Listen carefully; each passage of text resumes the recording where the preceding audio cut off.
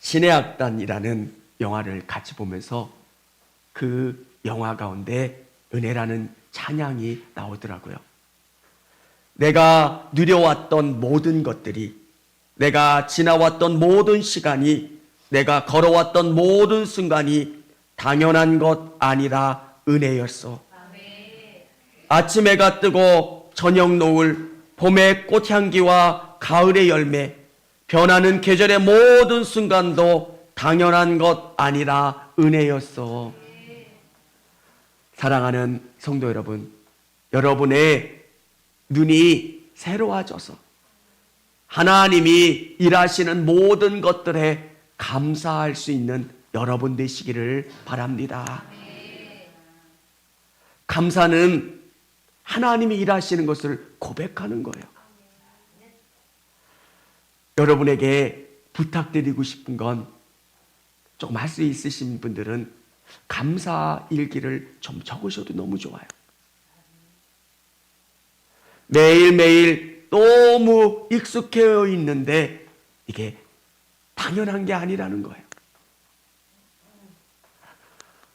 저는 마음이 불편할 땐 저를 좀 돌아보고 내가 보지 못했던 것들을 보려고 해요.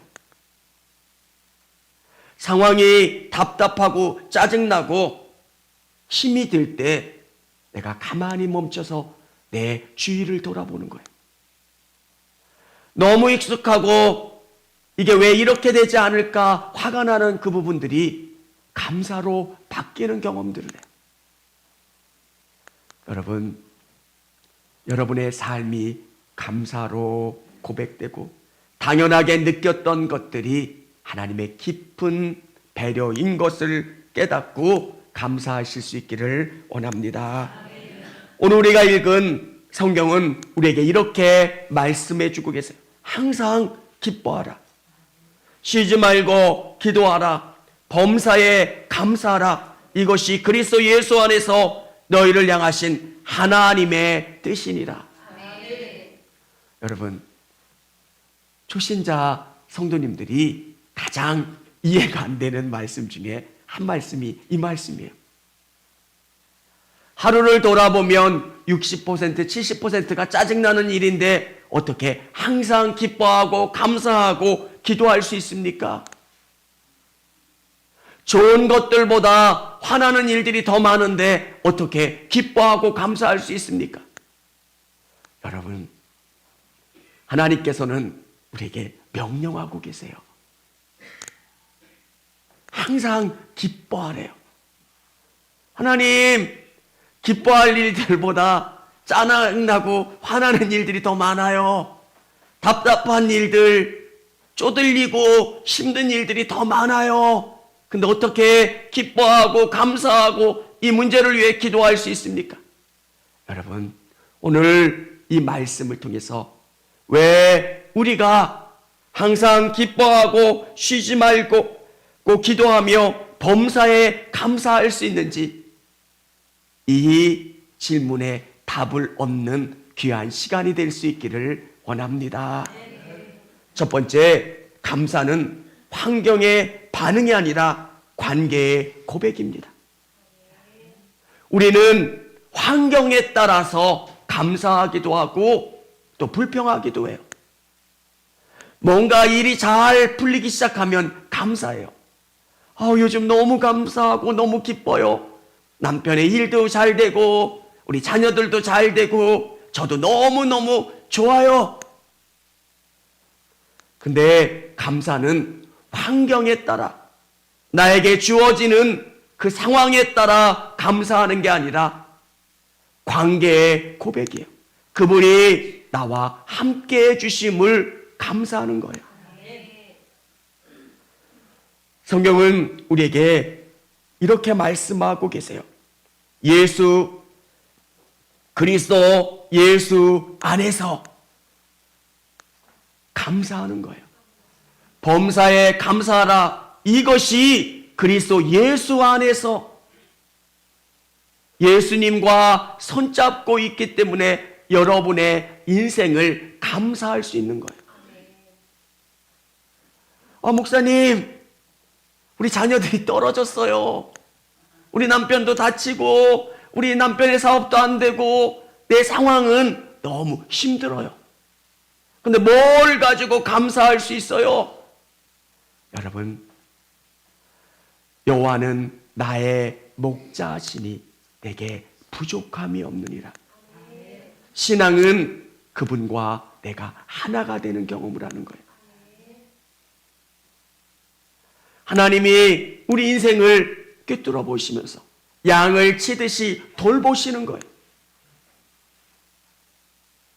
우리는 우리 자녀들에게, 남편에게 관심을 못 쏟을 때도 있지만 하나님은 한 번도 우리에게 눈길을 떼신 적이 없으시다는 거예요. 저는 경륜이라는 단어가 너무 좋아요. 하나님의 경륜. 주식하시는 성도님들은 보시잖아요. 언제 빼야 될까? 언제 넣어야 될까? 또 다른 투자하시는 분들은 고민하시잖아요. 지금이 투자할 때인지 아니면 팔 때인지. 경륜이라는 단어는 경제를 운용하는 것처럼 여러분의 인생을 하나님이 가장 좋고 선하고 아름다운 곳으로 인도해 주고 계신다는 거예요. 어떻게 하면 승철이의 인생을 가장 좋은 곳으로, 가장 이익이 많이 나고 하나님이 영광 받으실 그 길로 하나님은 인도하고 계신다는 거예요. 그렇기 때문에 우리는 감사한 거예요. 왜 하나님 계속 걸어도 광야예요? 왜 하나님 왜 돌짝밭이고 왜 식물도 없는 이런 곳으로 계속 걸어가야 돼요? 하나님의 뜻과 목적과 계획이 있기 때문에 우리는 걷는 거예요. 이걸 느끼면 오늘 내 삶의 광야 같은 시간을 걸을지라도 감사하게 되는 거예요. 여러분, 시간이 지난 다음에 저희 인생의 가장 저점일 때를 돌아보면서 하나님께 감사하게 돼요. 그때가 없었으면 지금의 저도 없었을 거예요. 가장 낮을 때 내 인생을 돌아보게 되는 거예요. 너무 당연하고 익숙한 것들이 당연한 게 아니더라고요. 하나님 감사합니다. 여러분, 뛰어나고 좋은 상황이 아닌데 저는 너무 감사해요. 왜? 하나님이 나를 지금 이끌고 가고 계시기 때문에요. 그러면 목사님은 항상 좋은 일들만 있냐고? 아니에요. 우리 성도들의 걱정거리도 있고요. 정말 여러 가지 머리 아픈 일들도 있어요. 근데 믿는 거예요. 나는 이해가 안 되지만 하나님은 나를 선하게 이끌어가고 계신다는 거예요. 성경은 우리를 들나귀에 표현하고 있어요. 들나귀. 여러분이 들나귀예요. 길 안 들여져요. 말 안 들어요. 들나귀 같은 이스마엘. 근데 하나님은 그 들나귀를 길들이시려고 고난을 주시기도 하고 또 광야 같은 길로 이끌어 가시기도 하고요. 실패도 경험하게 하시는 거예요. 사랑하는 성도 여러분, 환경이 어떻게 달라지느냐가 아니라 그분이 나를 붙잡고 계시는 관계의 고백 가운데 감사하실 수 있는 여러분 되시기를 바랍니다. 두 번째, 감사는 감정의 유의가 아니라 의지의 훈련입니다. 이 고백은 저의 고백이에요. 저는 하루에도 몇 번씩 감사의 온도가 오르락 내리락 했어요. 아침부터 점심까지는 하나님 너무 좋아요. 그러다가 점심 때 어떤 사건이 벌어지면 화가 치밀러 오르고 불병이 생기고 왜 하나님 수많은 사람들 중에 왜 나예요? 사고가 날 때도 왜 차가 오죽 많아요? 근데 왜 내 차를 박아요? 왜 내 차에 뭐가 떨어져요? 근데 감정에 따라, 내 기분에 따라 고백하는 게 아니라 의지적으로 훈련하는 거예요. 오늘 성경은 항상 기뻐하라, 쉬지 말고 기도하라, 범사에 감사하라. 하나님께서 여러분에게 명령하고 계세요. 제가 읽을 때 여러분에게 주시는 하나님의 말씀으로 한번 받아들여 주시길 바랍니다. 항상 기뻐하라, 쉬지 말고 기도하라, 범사에 감사하라. 좋을 때만 기뻐하고, 좋을 때만 감사하고, 좋을 때만, 컨디션이 좋을 때만 기도하라 말씀하시는 게 아니라 항상이에요. 여러분, 우리의 삶이 좋을 때도 있지만 힘들 때가 더 많아요.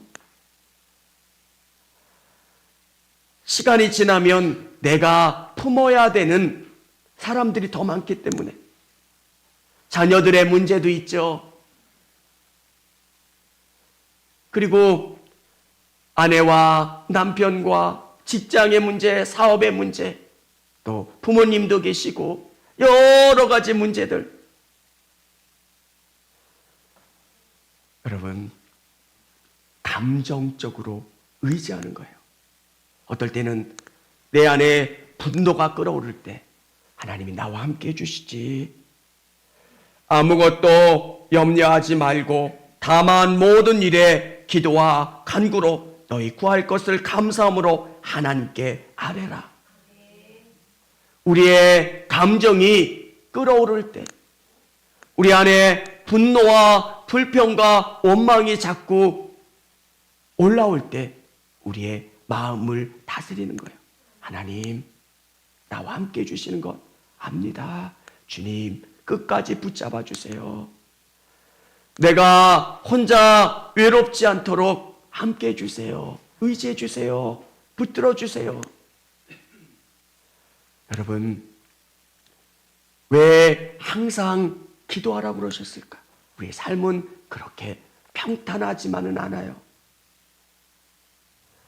여러분도 하루를 보낼 때 화내는 일들이 꽤 많잖아요. 내가 해파람 불면서 기쁨으로 출근했는데 직원들이 사고를 쳤네. 또 부하 직원들이 또 어떤 일들이 터져가지고 내 마음이 확 상해버리고 언짢은 마음으로, 그때 여러분의 마음을 다스리는 거예요. 정리되지 않은 언어가 여러분의 입을 통해서 막 쏟아져 나오는 게 아니라 절제하는 거예요. 여러분의 마음을 억누르면, 그리고 여러분의 기분이 더 이상 상해지지도 않고요. 하나님, 이 부분 하나님 앞에 맡깁니다. 하나님 도와주세요. 하나님 이끌어 주세요. 사랑하는 성도 여러분, 사람의 감정은 자꾸 움직여요. 근데 그 감정을 말씀으로, 기도로 붙잡아 매고 여러분이 하나님을 의지하는 훈련을 하는 거예요. 성경은 술 취하지 말라고 이야기해요. 술이 좋으냐 어떠냐를 이야기하기 전에 왜 다른 어떤 것들로 취하지 말고 우리는 성령으로 취함 받은 사람들이라는 거예요. 하나님이 온전히 우리 인생을 이끌어 가시는 것. 사랑하는 성도 여러분, 여러분의 감정이 불편해질 때, 저도 불편해질 때가 있어요. 그때 제 안에 있는 감정 센서들이 작동을 해요. 저랑 여러분이랑 똑같아요. 누군가 저의 마음을 언짢게 할 때 감정이 막 올라가는 거 똑같아요. 근데 제 안에 센서들이 작동을 해요. 경고음을 내고요. 내가 내 마음이 분노로 막 올라오는구나. 그때 절제하는 거예요. 주님, 저를 붙잡아 주세요. 이게 말을 내뱉어 놓으면 정리가 안 되잖아요. 내가 분노와 원망과 저주하는 말들을 쏟아내면 가장 상처받는 건 내 영혼이에요. 내가 제일 먼저 짓잖아요. 여러분, 감사함으로 여러분이 의지적으로 훈련하시면 여러분의 마음이 다스려지고 조금 덜하게 되고, 그리고 더 주님을 의지하는 여러분 되신 줄을 믿으시기를 바랍니다. 세 번째, 감사는 사건의 결론이 아니라 승리의 열쇠입니다. 감사는 모든 것이 끝난 다음에 하는 게 아니에요. 어떨 때는 99%가 된 것 같다가도 뒤집어져서 그 계약이 안 될 때도 있어요. 근데 여러분에게 자꾸 고백하라는 거예요. 하나님, 여기까지 인도해 주셔서 감사합니다. 하나님, 치료해 주셔서 감사합니다. 하나님, 응답해 주셔서 감사합니다. 여러분, 인격을 가지신 하나님도 얼마나 부담스러우시겠어요. 20%밖에 안 됐는데 자꾸 감사하다고 그러고 될 줄 믿는다고 하고. 여러분, 하나님과 깊은 교제를 하세요. 하나님은 여러분에게 인격적인 만남을 원하시고, 여러분이 감사하는 게 뭐예요? 되어지는 진행 과정마다 하나님이 일하신다는 거예요. 여러분, 목회자들이 성도들을 평가할 때 너무 높은 기준으로 사람들을 평가할 때가 있어요. 바리새인들이나 율법학자들이 그랬던 것처럼 성경에 나와 있는 것들. 여러분, 그런 사람이 어디 있어요? 다른 눈으로 보면 사람들이 감사하게 되는 거예요.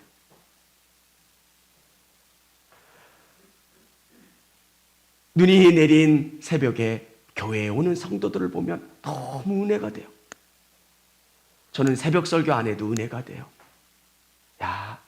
정말 이 어둠을 뚫고 새벽에 추위와 빙판과 눈을 극복하면서 여기까지 온 성도들, 감사한 거예요. 여러분, 우리가 엄청나게 바뀌지 않았어도, 부족한 모습을 가지고 있어도 매 순간순간 감사하는 거예요. 하나님 감사합니다. 하나님 감사합니다. 여러분, 그러면 여러분이 조금씩 새로워지고, 감사는 보지 못하는 것들을 봐요. 사람들은 참 신기해요. 100개를 가지고 있는데 남이 가지고 있는 한 가지를 부러워해요. 참 신기해요. 이게 인간이에요. 내가 얼마나 많이 가지고 있느냐를 생각하지 않고 내가 못 가진 것만 가지고 부러워해요. 여러분, 감사는 내가 가지고 있는 걸 보는 거예요. 그리고 감사하는 거예요. 그리고 기뻐하고. 여러분, 일상에 되어지는 하나하나 일들이 얼마나 감사해요. 처음에 은혜라는 찬양을 고백했던 것처럼 내가 누려왔던 모든 것들이, 내가 지나왔던 모든 시간이, 내가 걸어왔던 모든 순간이 당연한 것이 아니라 은혜였어. 왜? 우리의 눈이 은혜의 눈으로 새로워지면 감사하게 되는 거예요. 여러분, 여러분에게 은혜 충만한 건 감사하는 거예요. 하나님 감사합니다. 하나님 감사합니다. 유대인들의 놀라움은 기억하는 작업을 그들은 해요. 출애굽 사건이 언제적 얘기인데 성경에 보면 계속 반복돼요. 수백 년 전 이야기인데도 그들은 감사하는 거예요. 요단을 건넌 다음에 그들은 12개의 돌을 세워놔요. 왜? 기억하는 거예요. 저는 배에 수술했던 수술 자국이 있어요. 그걸 보면서 감사한 거예요. 왜? 이게 저에게 12개의 돌처럼 기억하게 하시는 거예요. 감사합니다. 오늘 성도들을 보고 아침을 맞이하고 기쁨으로 갈 수 있는 것. 여러분, 우리에게 감사가 모든 상황을 이기는 힘, 여러분에게 처해져 있는 그 상황을 이기는 힘은 당연하게 생각했던 그 일상 속에서 감사하는 여러분 되시기를 주님의 이름으로 축원합니다. 매일매일 감사하는 것. 그러면 하나님이 여러분에게 기쁨 주세요. 또 여러분이 생각하지 못했던 불편한 일들이 생기면 그때 여러분 속에서 기도하세요. 하나님 도와주세요. 내 마음에 빨간불이 켜지네요. 마음이 너무 불편해요. 내 마음을 위로해 주시고 저에게 은혜와 기쁨으로 채워주세요. 그러면 조금 지나면 마음이 새로워져요. 기쁘고 위로해지고. 여러분, 정말 이 땅에서 가장 기쁜 하나님의 놀라운 선물은 우리가 감사할 때 하나님이 주시는 기쁨이고 은혜인 줄을 믿으시기를 바랍니다.